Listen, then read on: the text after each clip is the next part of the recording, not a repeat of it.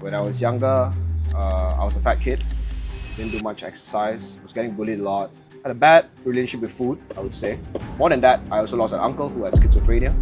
That's why I'm very invested in mental health. Philanthropy is very, very important to me. So I'm very, very invested in using fitness to make the world a better place. And fitness has played a big, big part of my life. It has changed me, it has made me a better person. Resilience is forged through all these hard times. I done hard things, nothing can kill me anymore. And this year has been very, very exploratory. Two of my business came through, Mineraw and CIPHR. Mineraw was actually an accidental acquisition, a wellness-driven skincare brand. It closed down last year because the founder was, she had other plans. What are the 3 to 4 things you would need to absolutely nail over the next 6 months and then off into the future if you were to make this an 8-figure or 9-figure business? CIPHR was supposed to be just a club. Now he has turned into a money-making machine. It's a performance club in Malaysia. We started off this year in May. I will disrupt the industry, I would say, in a very, very massive manner. We don't compete with others, we connect, we collaborate with others. How do you balance all these things, man? Like I said, there's no balance. Harmony. Balance there is a trade-off. If I can find something that's harmonious and find that space between work, life, and social relationships, and if they complement each other, then it's harmony. If I can do it, you can do it, and we all can do it. Okay.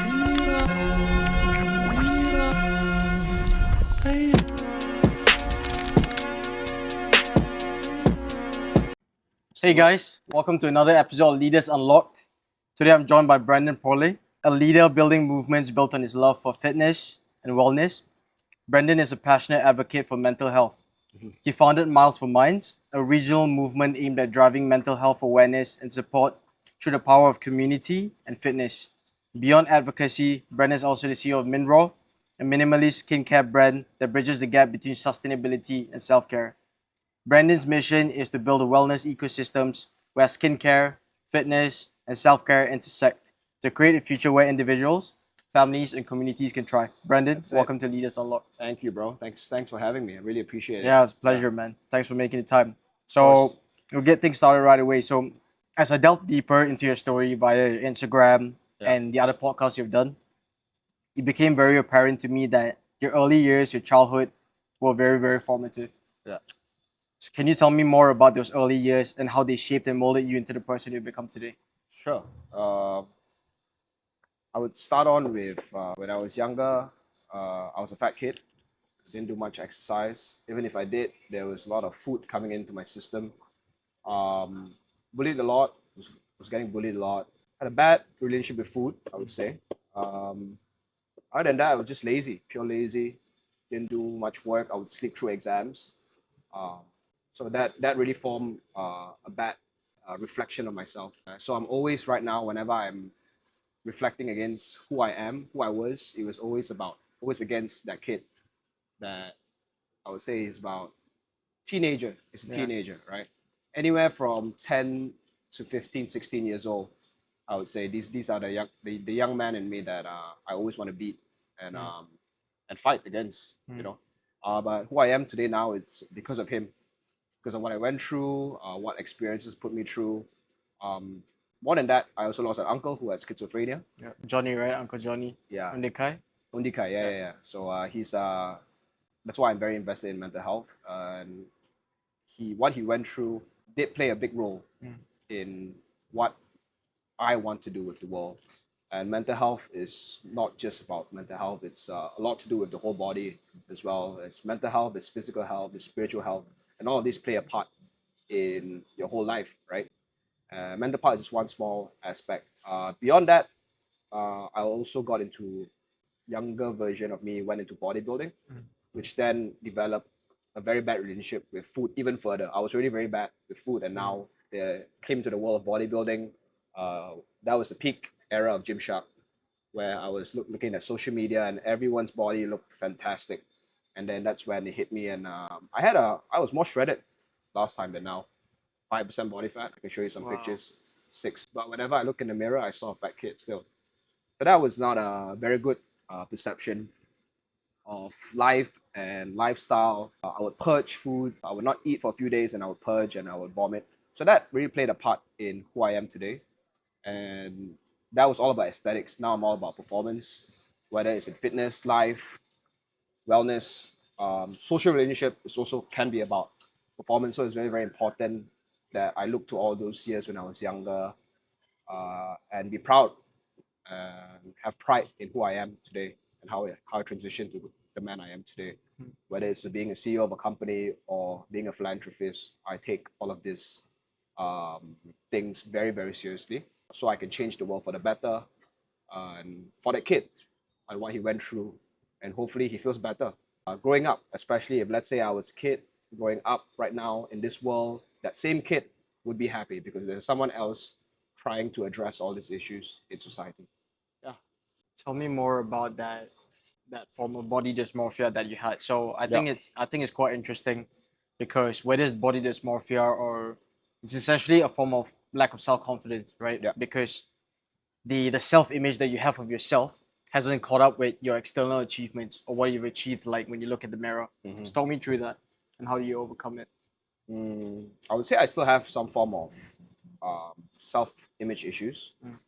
It's still some form of pain that I felt from my previous years, but now I'm actually very well surrounded by a good community, a good support system.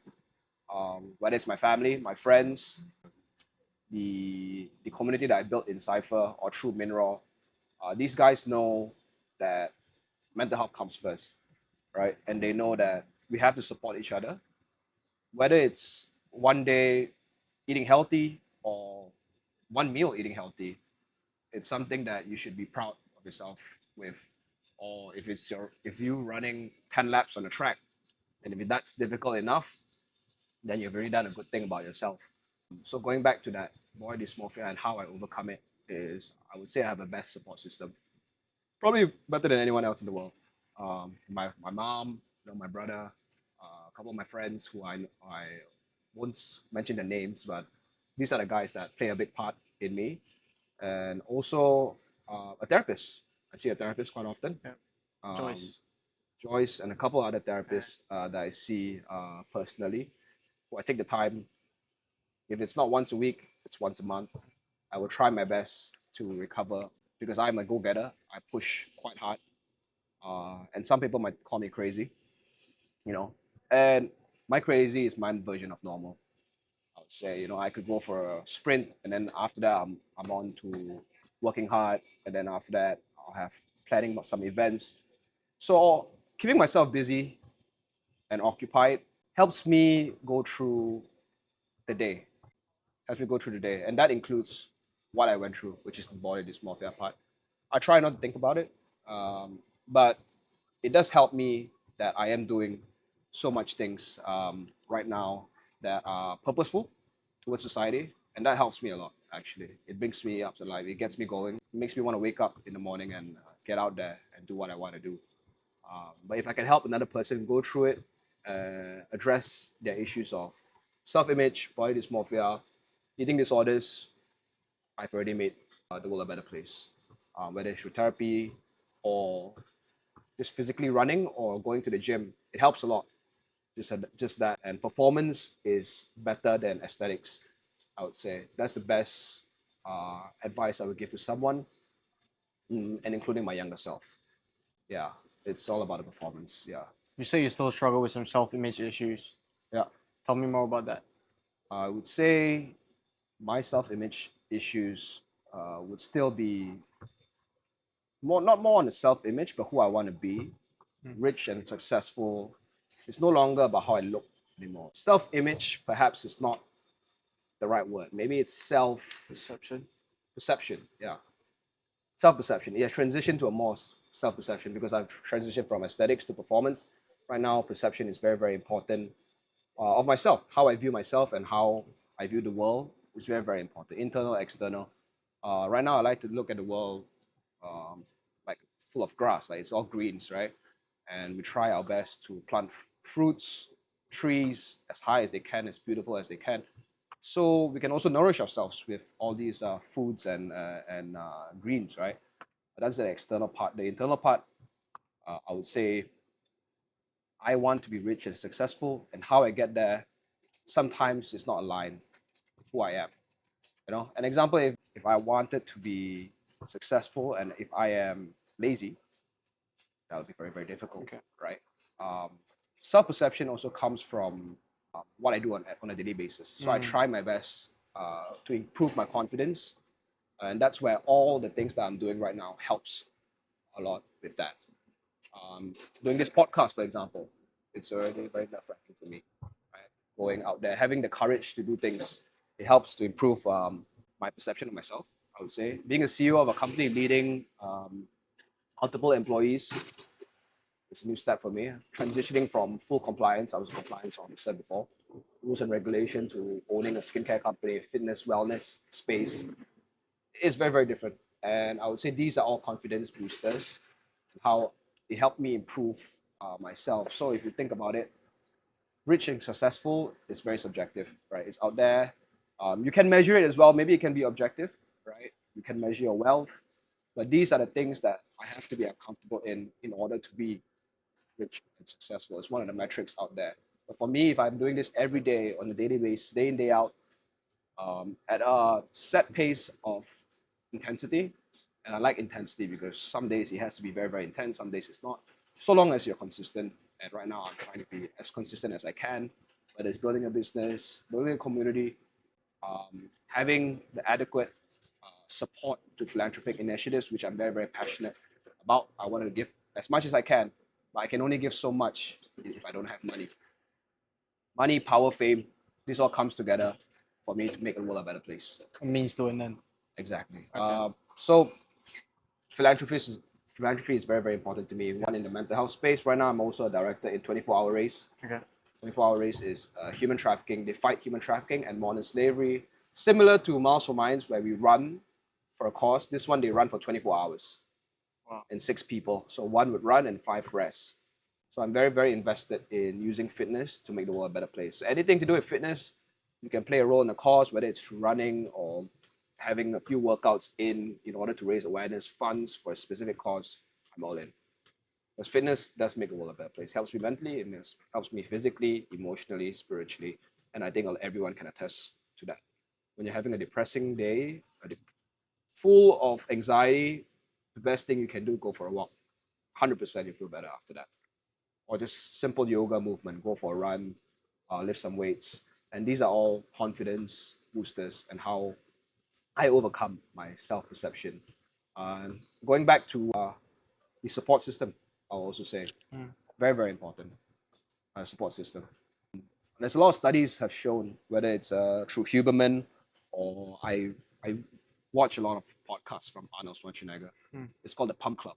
I recommend everyone. Oh, I didn't know you had a podcast. Okay. It's a Pump Club. It's amazing. Okay. He uses this podcast to spread his message on how fitness saves the world. Similarly, I have the same perception of that. He says we have to lift each other up to lift up the world, right? So that has played a role in my mindset. If I'm doing better, you are doing better, and we all are doing better. And you generally believe in that? I generally believe in that. Yeah. How can you hate on me if I'm doing better? That is, I'm not going to talk for everyone, but the people I surround myself with are the people who want me to be better. And the same matter, I want them to be better. And if everyone feels better, then the world is already in a better place, right? There is a saying in basketball, Ubuntu. Ubuntu. Ubuntu. What does that mean? Ubuntu means if I can do it, you can do it, and we all can do it. It's part of the basketball mantra, and one of the coaches is if your teammate is playing good, why should you be envious about him? If he's playing good, you play better. Use that as inspiration, right? He used that to bring the team up. And you should search on it. Ubuntu is a great mantra. How do you spell it? Ubuntu. Okay. Yeah, that plays a part in my life, and that should be part of the society, right? How I do things and how I achieve things and what I achieve should inspire you and should make you feel better. In the same manner, once you get better, I should be better. Whilst it's competitive, I will also say it's a friendly competition, and it helps encourage each other, because you can only be so much better if you surround yourself with someone even better. And that's why I'm always surrounding myself with people even stronger than me. I have a couple of mentors in philanthropy. I have many mentors. I would say Matt Friedman. Matt Friedman. Matt Friedman is one of my biggest mentor. He is. There's the modern slavery, the human trafficking one, right? Yeah, he said, if we can make a world a better place, why don't we get paid for it? So he's a full and dealing and managing the risks of human trafficking, modern slavery, and he's getting paid for it, right? He's a philanthropist. Where is he based? In Hong Kong. Okay. Yeah, he's a big fan of mine, and he's the one who inspired me to push Masterminds even further, as well as joining 24-hour Race as a director to help make the world a better place. He tells me all these stories about people getting trafficked, and I feel as a human being, I have a sense of responsibility to push that through his message, as well as what we can do through fitness. Other mentors I have is in fitness, a couple of mentors, I would say, but the people who inspire me a lot is people in CIPHR. A couple of run clubs, Weekends Athletics, Journey Run Club, Godspeed. The guys in there are fantastic, I would say. I always surround myself with all these guys who are really faster than me, who can endure longer than me, so I can do the same, right? Other guys, the big boy in Malaysia, I would say, is Mark Lee. Mark Lee is pretty good. Yeah, he's a fantastic role model for me. How so? Fitness-wise. How so? Well, he just managed to balance. Well, I wouldn't even use the word balance. Balance is a bad word, actually. Harmony. Harmony is an even better word. There's no such thing as balance. It's all about harmony anyway. How do you harmonize your life and your work? What's the distinction between the two? Harmony is how you can work alongside each other. Balance is, there is a trade-off. Right. There is a trade-off, right? Work-life balance. Okay. Right. What's work-life balance? You work 9 to 6, and then after that, you're done. Okay. If I can find something that's harmonious and find that space between work, life, and social relationships, and if they complement each other, then it's harmony, right? I don't need balance anymore. It's all harmony. But going back to Mark, I would say he managed to bridge all his life together, from fitness to business to his social relationship. Right now, he's seeing a partner, and I feel these are very respectable things in a man. If you can find harmony in work, in social relationships, in fitness, and he's still great shape at his age. If you're at a great shape at 40, 50, very respectable, because you start losing muscle after 30, you start having all these responsibilities. I would say it's still respectable if you have a good body and shape when you're in your 20s, but it's even more respectable when you're 40, 50, 60, 70. It's really fantastic. Yeah, I agree. And a couple other guys in fitness, but I would not name them. In Malaysia, beyond that, in Singapore, I met a lot of people in Singapore. I was based there for 6 years. But in terms of business itself, I would say it's my mom plays a big part. She is a You grew up with a single mom, right? If I'm not mistaken. Yeah. When, if you don't mind me asking, when did your parents split? when I was 5. Okay. 5, they split. And were you living together with your mom and dad? Yeah, Or- I was, and then I joined my mom. Okay. The remaining many years of my time. From what age?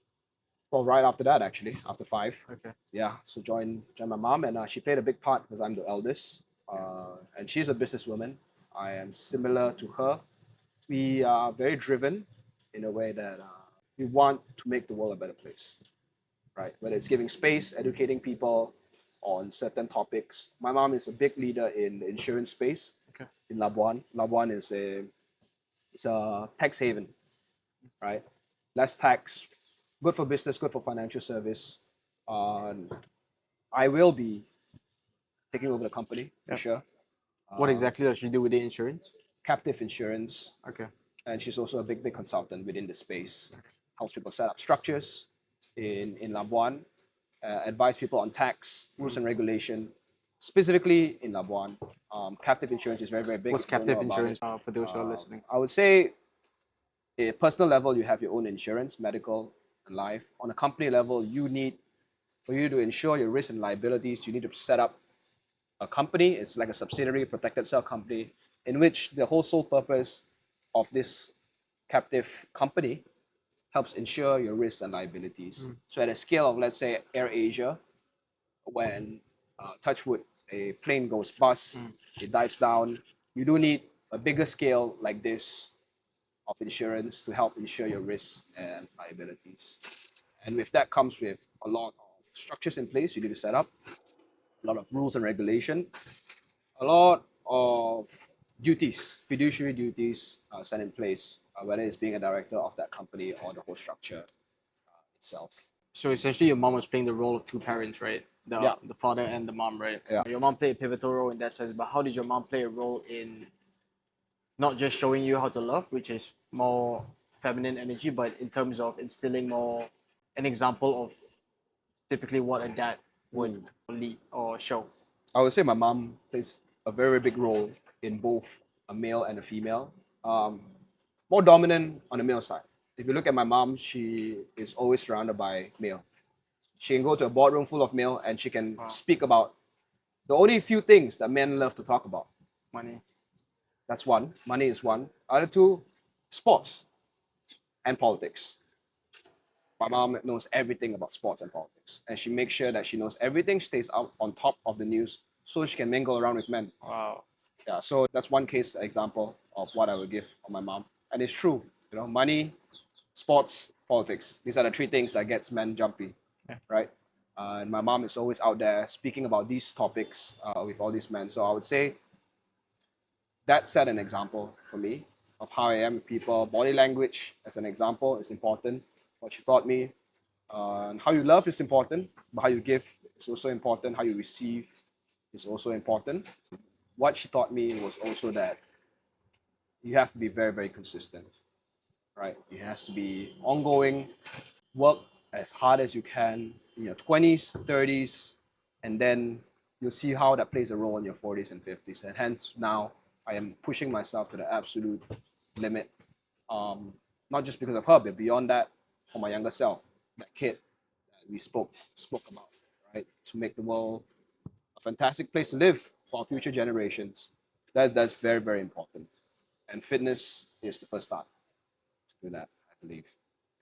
I can tell your intentions are very genuine, and I love how you're very passionate about a cause like this, especially at a young age, right? We're both in our 20s, and not many people, I guess at our age, most people are just, most men especially, are focused on money, success, fame. Those things that you mentioned just now. So even though those things matter to you, but they are more of a means to an end. They're more of a byproduct. Right. The main outcome being making the world a better place, and I absolutely love that. So I know that, as you alluded to before, a lot of this is connected to your experience with your uncle and obviously your mom as well. You touched on your mom, but I want to hear more about your experience with your uncle Johnny.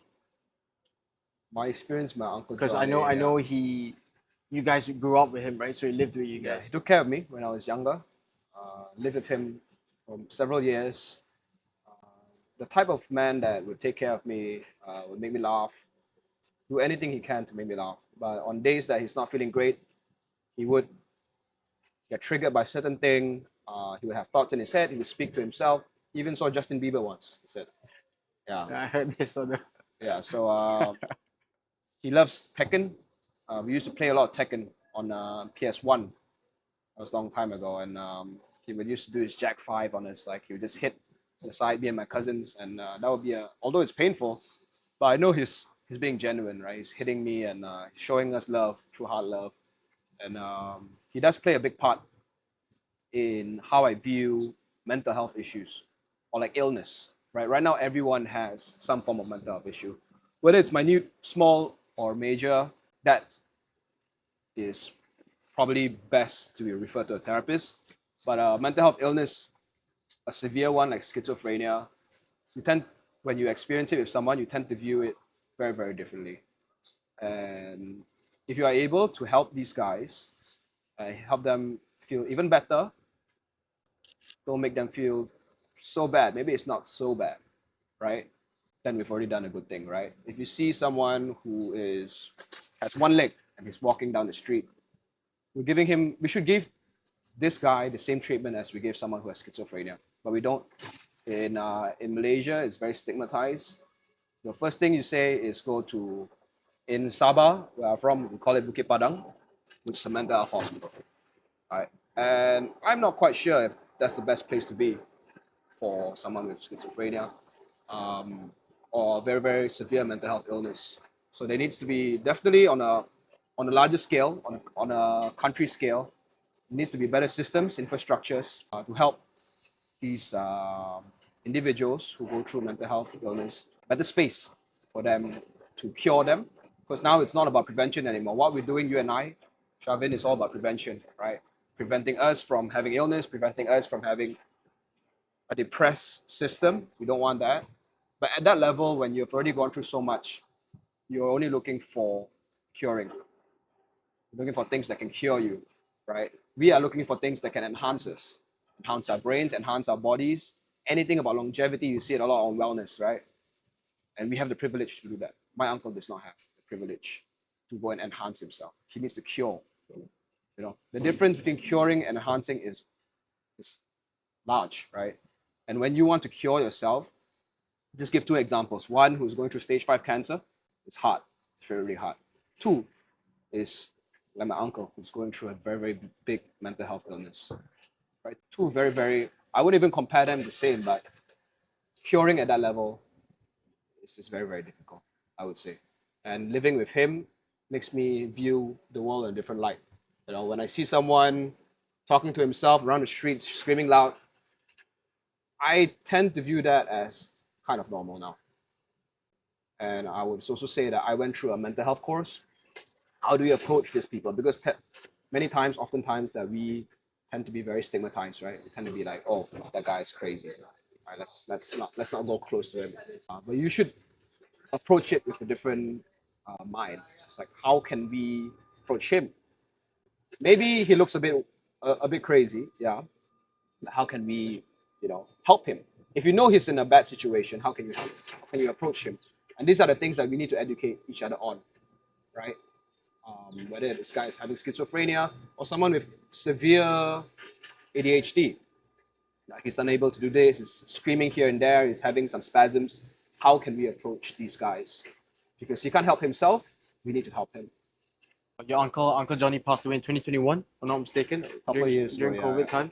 Yeah. And I know that when you were younger, when you were in your teenage years, it was harder for you to relate sort of what he was going through. Like when he was on his meds and he was normal, he was a very kind person, etc. But there was a range of emotions. Yeah. When he wouldn't take his meds or when his schizophrenia would have the best of him, he could be violent at times. He had some violent episodes as well. It was hard for you to sort of conceive what he was going through. Do you have any regrets in hindsight, knowing what you know now? And would you have dealt with him differently? For sure. Much big regrets. Especially how I didn't tell him I love him. I didn't really hug him much. Just took him from granted, right? Thought he was going to live forever, which is not the case, by the way. Nothing is permanent. Yeah. Whether it's life or success, nothing is permanent. We all know that. Fitness, nothing is permanent. And that set the tone for me. Regrets, definitely big regrets of not loving him enough, not showing him the love that he deserved. And I would also say that I would know how to approach him even now. If I were to take all these courses and surround myself with therapists, very, very invested in the world of mental health. Right now, if I were to see him alive, I would probably know how to approach him. I used to call him a crazy dude, right? We used to all be calling him crazy, me and my cousins, and he hated that, right? So we try our best. If I were to see him right now, I'll try my best to approach him in a different manner, right? Maybe he's not crazy. He's just having voices in his head. You have voices in your head. Yeah, we all do. It's just that his one is, the volume is a bit high, right? It could be like that, but we are managing it very well. We're going for exercise. We're surrounding ourselves in very good social relationships. We don't take unnecessary things like medication, drugs. Yeah, a big part of why my uncle is like that was also, since we're on this podcast, is because he did a lot of meth. Meth combined with inadequate lifestyle. In Sabah specifically, we drink a lot, smoke a lot of cigarettes, do a lot of things that are not very good for our lifestyle in general. And that combined with not adequate support will lead to some form of enhanced medical illness, I would say. That is, in my opinion, what happened to him, and my family could also attest to that.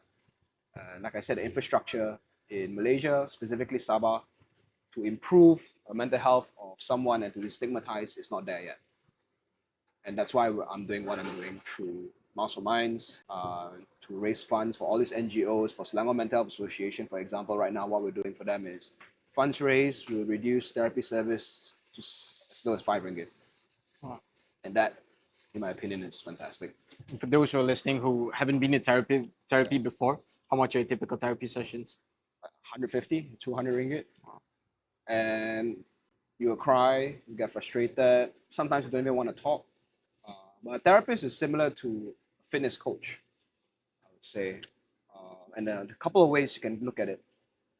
I try my best not to go there to cure something. In my first few sessions, I do try to go and cure myself. But after that, it's more of enhancing already. It's how can this therapist make me better? How can this therapist make me perform better, perform more efficiently? If you look at it that way, then you should go for a therapy every week. You go for a physio every week, right? Or massage every week.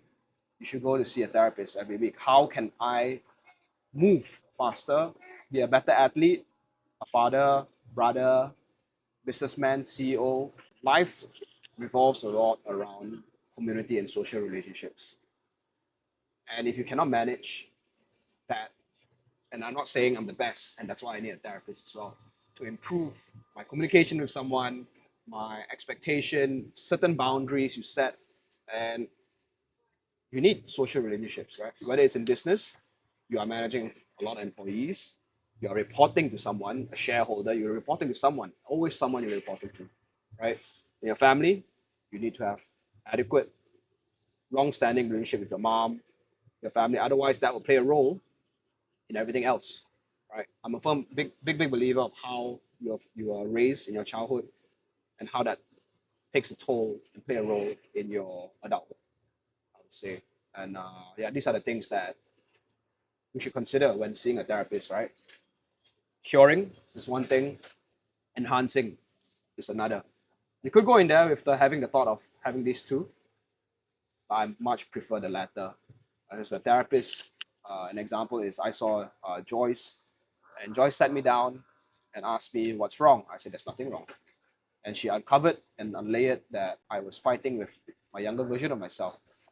And so that younger version of myself, I'm always fighting against him. I want to be better than him. So she sat me down, my 5-year-old self, and tell him, or like that younger version of myself, how I feel. So I would swear in front of him, I would say, and at the end, I would say thank you. Then she sat me down with him, speaking to myself now, how would you feel? Say, I'm very proud of you. I've done what I can, and just look at where you are at now, you know, from where we were before. So that was a very important lesson for me. And reflections, a lot to do with reflections, journaling, and a therapist help uncover your traumas. And you are your traumas, right? And how can you deal better and manage better with these traumas? And it's best not to hide it, best to face it, and see a therapist when you can, I would say. Yeah. I love that, man. I started going to therapy more than 3 years ago now as well, and I love what you said about the goal is not to overcome your mental health issues, because I think that is something that is it's not a bug, it's a feature, right? Everyone's going to have some sort of issues. It's just how you manage them. So you're not going to completely get rid of them. I love changing the perspective to focusing on making your life better, not just for yourself but the people around you, because mental health issues don't just affect you, but it affects the people closest to you and the ones that love you the most. So I really love that. Yeah. Bro, there was this so I've gone through all your Instagram posts before this just to prep myself. But there was this post that I want to touch on because I absolutely love the caption. It says the note to those who keep going. I wake up not because I want to, but because I must. The world moves fast. Some days it moves without me. The final glance in the mirror, not for vanity, not even for certainty, but for proof. Proof that I'm still here and I'm still me. Some days resilience comes easy. Other days is the heaviest weight I lift. But every day I keep going. Somewhere along the way, duty becomes an afterthought, a burden, something to escape. But it never faded, and neither did I. Clearly, fitness has played a big role in your life. How has fitness made you a more resilient person when facing the challenges of life? Oh, fitness has played a big part of my life. It has changed me. It has made me a better person. Resilience is is forged through doing hard things. I ran a 60 kilometer, 80 kilometer, 100 kilometer. I did a 12-hour erg, 42 on the ski, 84 on the bike, 42 on the road. I'm not saying this to be flexing or anything, but I do this just because I'm a bit more patient now. I done hard things. Nothing can kill me anymore. Nobody can kill me. You saying hard things, bad things in front of me, it's nothing to me. I've already done 100 kilometers, and I do all of these for a cause. I make the world a better place. I ran 101 kilometers for a lady who had cancer. Fouls, yeah. We did that for Fouls, and she is currently in Australia, and a Malaysian citizen who was abused by her husband and has cancer, so doesn't have access to resources, and I then raise funds for her through the act of running. And if I'm doing hard things, since I'm doing hard things, I might as well do it for a cause. It's just better that way. It makes me feel better, and I can keep going. That's why I say resilience is forged through all these hard times. I also say go back to people, because throughout all these events, there was not a single time when I was alone. How fantastic is that? I was always surrounded by people running, maybe not for the full duration, but at least there with me. Yeah. An example is 100 kilometer. There was this guy called Joseph, and Joseph is a legend in Singapore. He runs most of my things with me. So when I ran 100, he ran 60. And I ran it in a stadium like this, you know. 800 meters, 126 rounds, right? Yeah, I did 126 times on that to raise an extra. That's crazy. Extra 1 kilometer for Fouls, for the community showing up. So those are the things that I will choose. Tell the I want to hear the reason, because I've read this on one of your podcasts, but I want to hear the reason why you did the extra round. Because extra round is for the community who showed up, and you realize that the pain that you were going through was nothing compared to the pain that Fouls was going through. I love that. It's nothing. I mean, when you're at that point of having cancer, you see a thing in different light, right? You just have to cure yourself, and there's nothing else on your mind.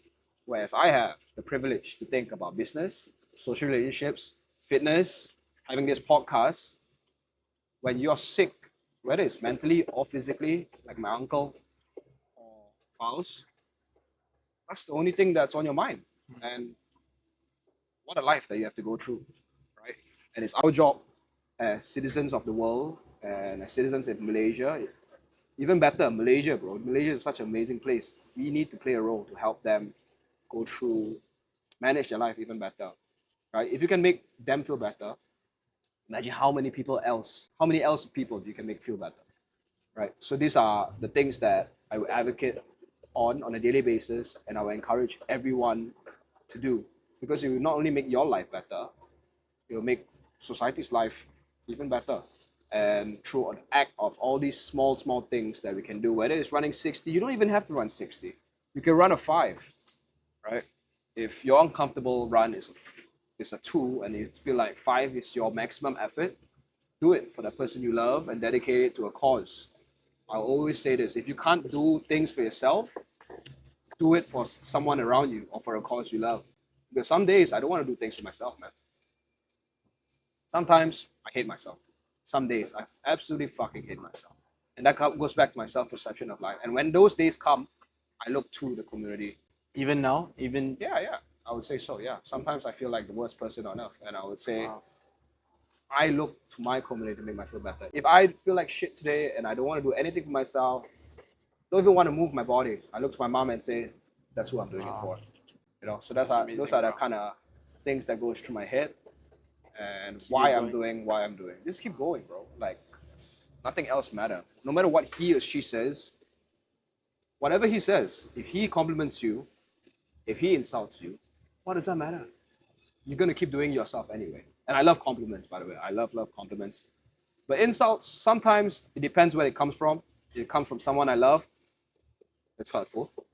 But someone that's not really someone I would take advice from, no thank you. These are all the things that we should consider when speaking to someone else, right?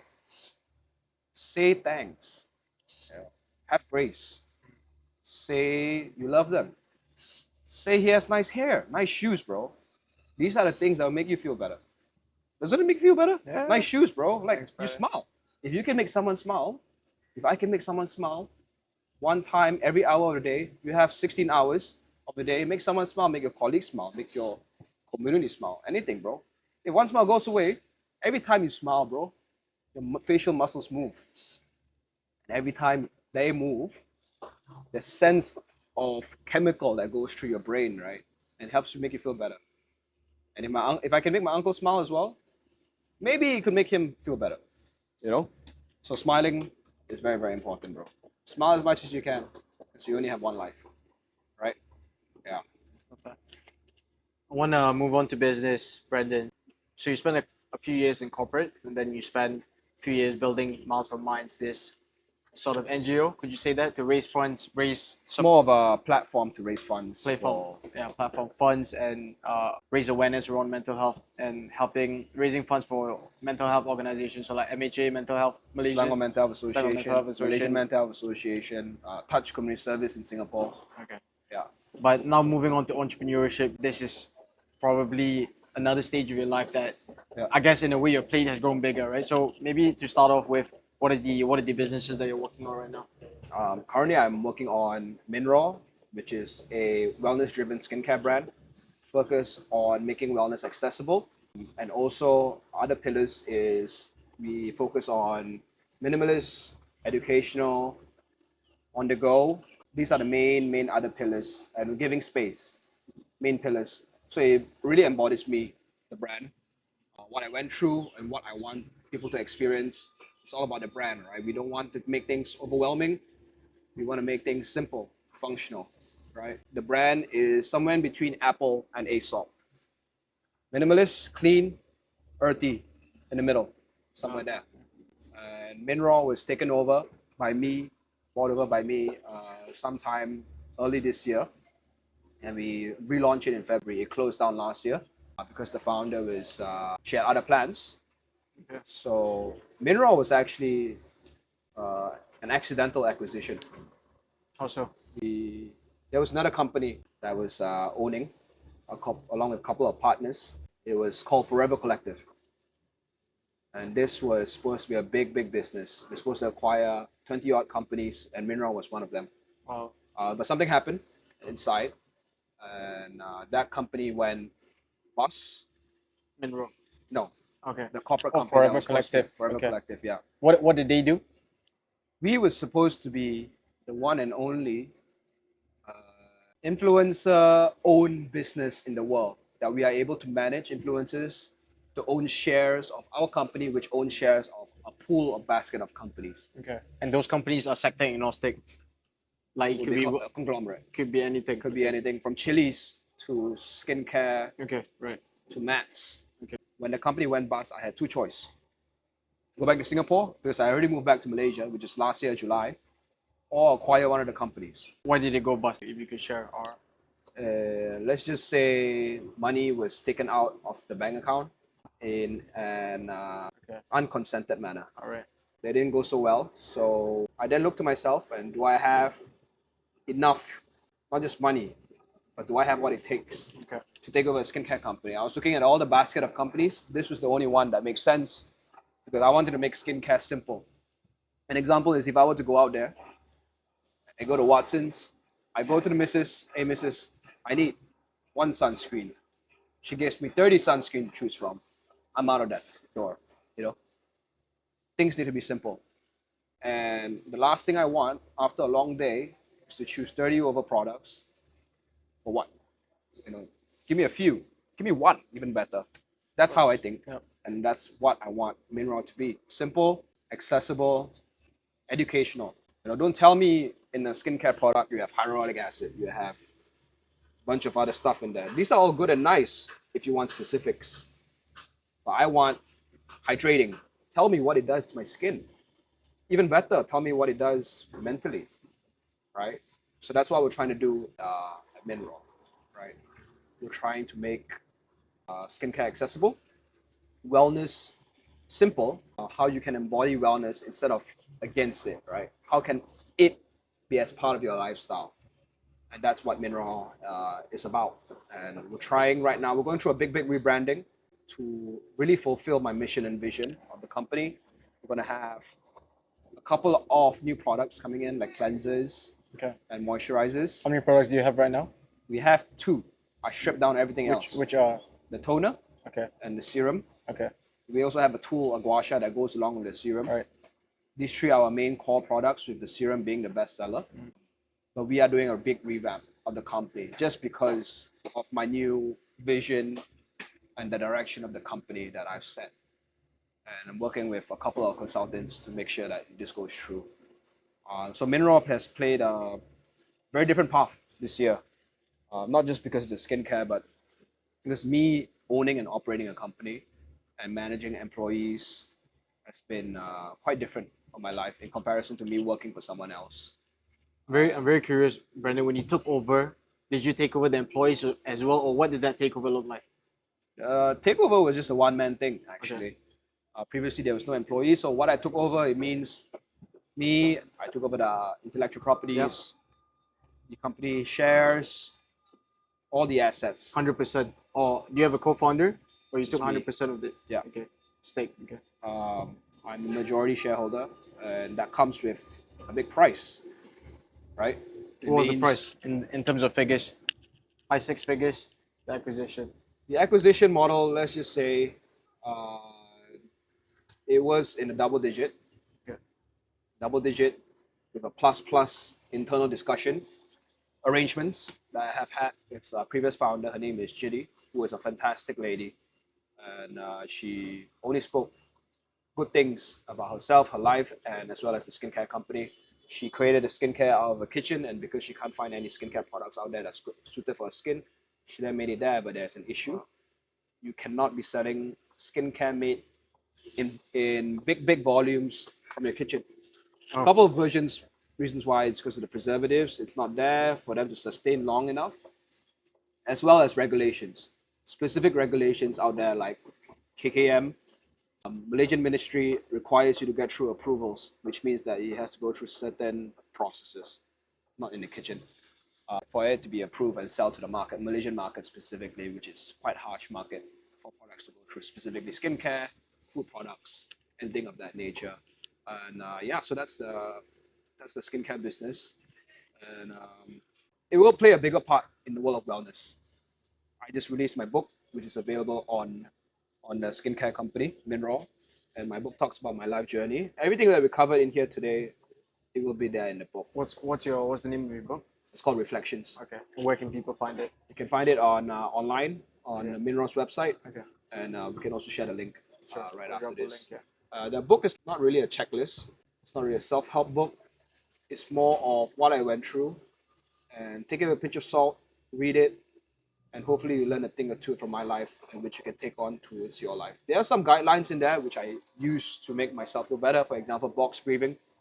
Whenever I feel stressed, I will inhale for 4. I will hold it for 4, exhale for 4, and inhale, and then hold it for 4 again. These are the practices that I embed throughout my life, whether it's in training or simple cases like this. And there was also another book, which is written by someone with borderline personality disorder. So that book is also available upon purchasing our products. She has big personality disorder, borderline personality disorder, and she went through an identity crisis. I won't mention her name, but she wrote that book so beautifully that I learned a lot about having identity crisis. She mentions that do not attach yourself to your work, attach yourself to life itself, which I can resonate quite a lot, because I cannot be attaching myself to being a CEO of a company. Yeah. I can attach myself to wanting making wellness accessible. So these are the kind of things that we'll try to embed it. And going back to making wellness accessible, this is how we do things. And right now, whenever you buy Mineraw products until end of December, 20% of proceeds goes to Selangor Mental Health Association, which then proceeds raised will help subsidize therapy services to 5 ringgit. That is the whole Mineraw business model. And hopefully by next year, we can have some good figures. We'll see. Triple figures. Hopefully triple figures. What do you mean by triple? 3 digits, yeah. 3 digits. 200,000, 300,000 okay. in revenue. Okay. Perhaps more. We'll see. We'll see how that goes. With sufficient products and SKUs, as well as the messaging that we do it through our content, which will be very, very different from now on, because the rebranding we're doing, it will hopefully be pushed through. When you say 200,000-300,000, that's on an annual basis, right? Yeah. Okay. I'm talking about profits, not revenue. Profits, okay. Revenue will probably be in the 7 figures, so in the millions. Yeah. So let me ask you this question. What are the 3 to 4 things you would need to absolutely nail over the next 6 months and then off into the future if you were to make this an 8-figure or 9-figure business? I would need the first 4 things. So 8 figures being 10 million a year revenue. 10 million, yeah. I need manpower, a lot of manpower. Okay. How many people are you managing right now?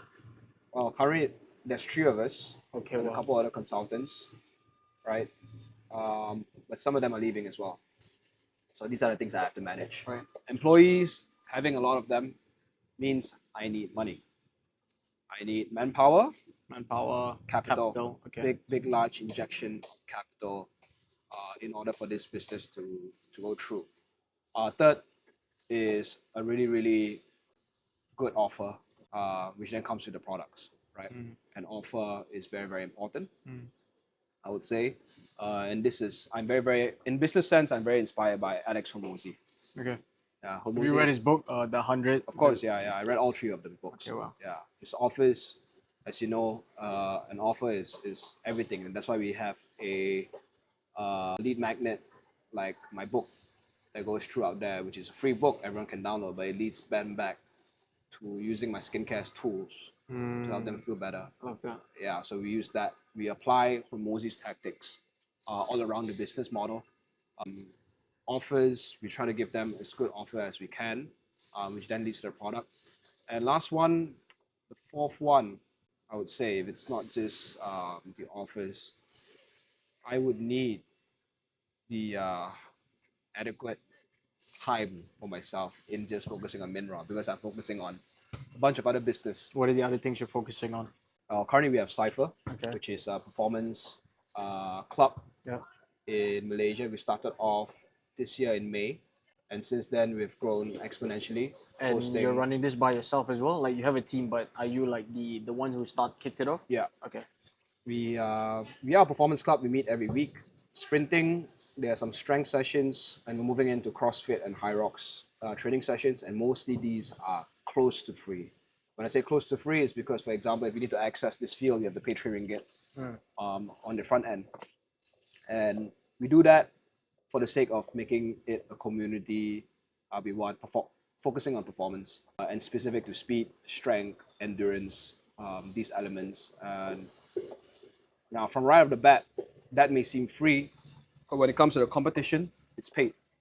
The athletes have to pay to enter to compete, and everyone loves competing now. And CIPHR organizes competitions. Yeah. So an example is in this stadium we hosted sprint and CrossFit on the side, and there was about 800 odd people that came through. And CIPHR organized that. Yeah. Wow. CIPHR organized that. And we had a DJ playing right here.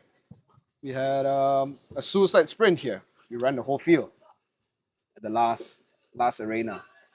So we love organizing competitions. And beyond I'm assuming you get sponsorships as well during this. Yeah, we get sponsorships. Event, otherwise, it was also a social event. We host developers to reach out to us. For example, we had led a frequency in Kapongi Square, where the developer asked us to host a coffee rave. But we're not just all about a coffee rave, so we wanted to make something related to fitness. So we hosted a workout by Yasmin, who's a fantastic operator in CIPHR, and as well as a run. And so we brought 400 people to that space in Kapongi, which led to the goal of us being at a coffee rave and having a some social fun. But we're always performance first, social after. Whereas many of the clubs out there are a lot to do with social, and which is fine. I love being social, but I want mine to be the space, not to say elite, but someone who has in the back of their head that I want to improve myself, and that's why I'm here, right? And social can come after, and that's why you say people are very, very serious at CIPHR. If you come in, we know what we need to get the job done. We need to know what the assignment is. We're very, very structured. Before we meet, there's always something that we want, a goal, a focus, and we should be able to meet that. And that is our path to making this a very, very big performance club. And the other side of the business model is also we are a consultant in advertising. We have in-house creatives in CIPHR that helps build advertisements for brands. Okay. For example, we have Qdis, who has an AI ring, helps you manage your wellness within a ring itself. So we help them produce videos, produce content for them, strategy. Moving forward, activations next year, we have big ones with Under Armour. Wow. We're going to host it, a shoe trial here, and another stadium where we're going to host a 1 mile race. Okay. Where it's going to be huge, right? It's called Velocity, and it's going to be big, a big race. That's how our business model works at CIPHR. If you think about it, we're like a Spotify. There's a free version. You want to reduce your ads, your noise, you have to be a paid version. And that's why we have all these competitions, the social events, which are paid, mostly paid, advertising spaces for brands themselves. Love that. And that's the business model itself. I would say we are moving on to coaching next year. Personal coaching, helping the operators build separate income for them. So people who come to CIPHR and they will say, I want to make myself feel better. In what? What do you want to make yourself better? CrossFit? I got Yasmin. What do you want to make yourself better? You want speed? I got Razi. You know, I got a couple of guys, operators who are so good in their field. So like, masterclass, like based in the US, Yeah. but like a physical version. Fitness. It's all about performance within us. And we'll have access to all types of KOLs. So you pay like a monthly membership? Like what would They that will look go like, through. hypothetically? They will go through a package with us for next year, and that is down to the operators itself, and that's how the operators will make some money among them. And I try my best not to disturb and touch on that side of the payroll, and that's what make my systems even more attractive for the operators, because traditional business model, the business will take a cut from coaching. I do not. Like fitness studios and stuff. I So do not take this is that. like sort of you're looking to transform or disrupt the industry. If you I could will say disrupt the industry, I would say, in a very, very massive manner, because, well, we don't compete with others. We connect. We collaborate with others, right? Let's say if I want to host a workout in Afterburn, I will just speak to the owner at Afterburn and say, I'm going to host a workout. Let's collaborate. We do not look at players as competitors, and that goes back to Ubuntu, right? If a space is doing so well, let's say there's Godspeed Running Club, there's Weekends, and these are not my competitors. They're my friends, bro. They're my, even better, they encourage me or incentivize me or even motivate me to push harder. I want them beside me so I can do even better, right? So I don't see that the disruption is important in a sense that we are making the world a better place, right? How so? Because of fitness should be for everyone. It's inclusive, and it goes back to the mental health, physical health. What do you think the other players in the market right now aren't doing that is making it more inclusive? What are they not doing? Having a sense of, let's say, a competition. That's what you need. You need a friendly competition. I have all the gyms in here, and let's compete together. We don't have that sort of friendly competition yet. Competition is not up to scale in Malaysia, nor it is big in Thailand, for example. There's still a lot of approaches and paths that we can take to elevate fitness within Southeast Asia. And Southeast Asia, if you look it up, it is almost above 10% of the world population. And if we can handle Southeast Asia, then that's a very, very good number already to hit, right? And fitness is, like I said, going back to my mission, making wellness accessible. And just so that happened that CIPHR is part of that performance, I wouldn't say even elite, but like I said, has on the back of their head, they want to improve themselves, right? And we have consistent guys coming through in and out. And they all come from various spaces and run clubs or gyms, right? Which I'm very, very happy to welcome them in. And I'm also saying this because I go to all the other spaces. I love that. You're a coach as well, right? Yeah, I'm a coach at Afterburn and Chrome, which I don't do much, once a week. That is mostly for my passion. Coaching has helped me a lot because it has showed me that by teaching someone else something, I make myself feel better. And that goes back to if I'm having a bad day, if I go out coaching, it makes me feel better. If I can make someone move better, I can possibly move better too, you know, because I'm able to articulate my messaging or my movement standards, my cues to hear him or her, then I've made myself an even better athlete, right?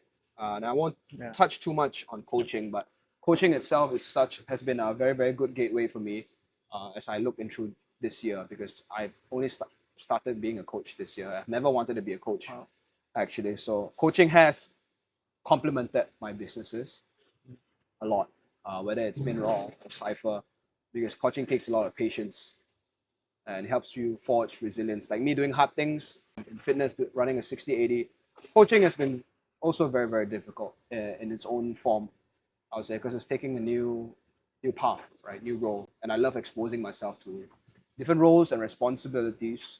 And this year has been very, very exploratory, trying new things. Two of my business came through Mineraw and CIPHR. It just so happened, and CIPHR was supposed to be just a club.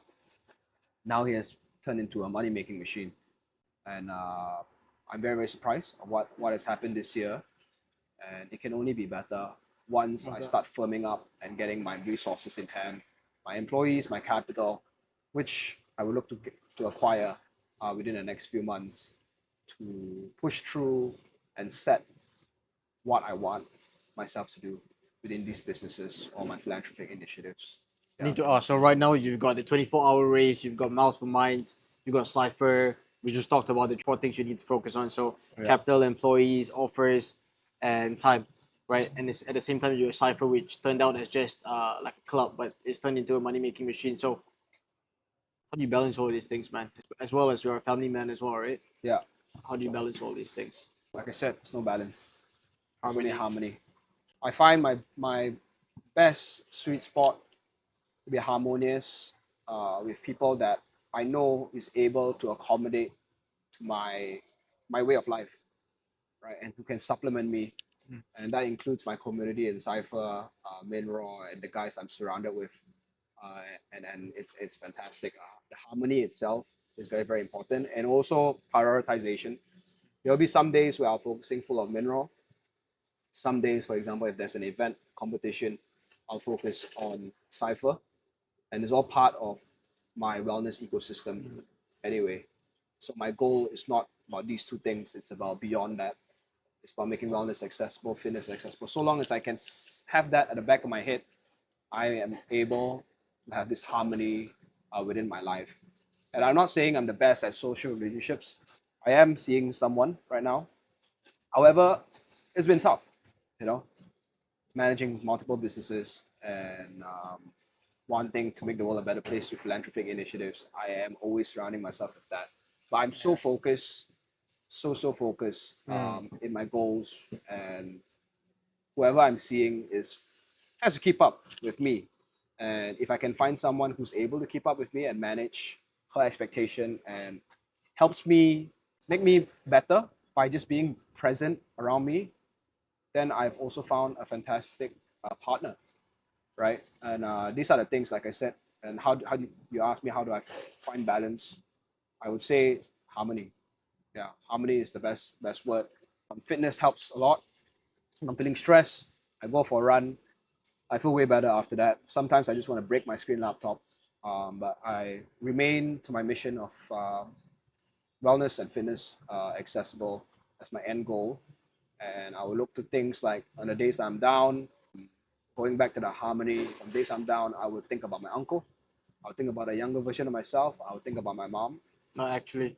And then I would just go on, right? So these are the things that I would say, how do I do all these things all at once? I want to do all these things. It's a choice. I wouldn't have it any other way. I want to do all these things. And people ask me, you're so crazy, you're 28, 29. Who are you chasing? I want to be better. I want to beat that younger version of myself, and I want to encourage others to do the same. And it's fine if you want to be lazy, you want to sit down, you want to do your own thing, totally fine. So long as you have a goal in mind, you're meeting your goals, having some form of movement, I think that's all fantastic and fine, right? But I have my own vision, and I will meet this vision of mine, and I will set all the things that I want to do because I'm capable. I have the privilege of doing, unlike my uncle. I have the privilege, the mindset, the body, the community around me to perform my duties. And duty is not an afterthought, as you know, right? Duty is you wake up, I have a duty. I have a duty to my employees at Mineraw. I have a duty to my community at CIPHR. I have a duty to the people I'm serving in Minds, which is all the NGOs. I have a duty to make the world a better place. And that is what keeps me going. It's no longer about balance, bro. Harmony. It's all about harmony. And going back to the people around you, these guys, surround yourself with fantastic people. You know? Don't surround yourself with people who don't give a shit about you. Surround yourself with people who loves you. Loves you the way you are, wants you to be better. That's why I think that's the heart of this podcast. I would say, the people around you, bro. Like social connection has, throughout all these studies, have shown surrounding yourself with the right, adequate people will help you increase your lifespan by a lot. I'm telling you. Go and do some research about social connections and how it can help you live longer. Longevity is very, very important. Right, Brandon, we have a closing tradition on this podcast where Sure. the last guest leaves a question for the next guest, not knowing who they will be leaving it for. What is your opinion on people feeling entitled for everything? feeling Like those who entitled. feel things should be given to them rather than, I'm sure you've encountered people like this before, people who might not be within your social circle, but just on a daily basis, people who feel that they should have things their way rather than having to earn them. That makes sense. My opinion. For you to feel some form of entitlement, you must have went through something, I would say. Actually, I feel entitled. I'm actually very entitled, right? I get given very good education. I'm able to study in the UK, where most of the kids are able to. I am get given network and resources to be pushed through various internships in various countries of the world, which my mom has helped me. I would say I'm almost entitled kid in the world. So what am I going to do with that? I do good things with my entitlement, I would say. I am entitled. There are various ways you can look at it, right? Entitlement. There are guys who say I'm entitled. I'm lazy. I don't want to do anything with it.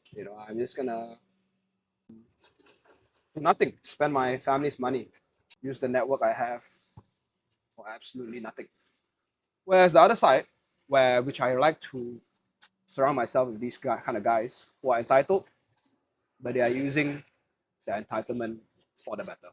Like using your network to push through and connect others through the space of wellness, for example, right? So entitlement, I would say, don't look at it in such a harsh manner, right? Look at it in the manner that what are you using your entitlement for? But there are also other things that, let's say, if I feel entitled and I am entitled, let's not use the word feel, right? I am entitled, right? What am I going to do about it? And if you hear from someone that he's not doing anything about it, you should try to encourage him. You have such good network. You have such good resources to your family, to your friends. And if you are able to do something and encourage him and motivate him to push through, let's say he's a millionaire, right? But he's spending his whole day playing video games. Just tell him, hey bro, did you know that some of your money can be used to save malnutrition children? Don't you want that? I think he would like that. You just have to pluck that offer to his head that imagine all these kids have food on their table whilst you are playing video games. I think he'll be fantastic, right? We try to encourage others and try not to use the word entitlement too much because everyone is entitled, actually. A couple of examples is in Singapore. Singaporeans are entitled to various grants, various housing tax exemptions and all that, right? Whereas me, if I'm not a Singaporean, I am not entitled.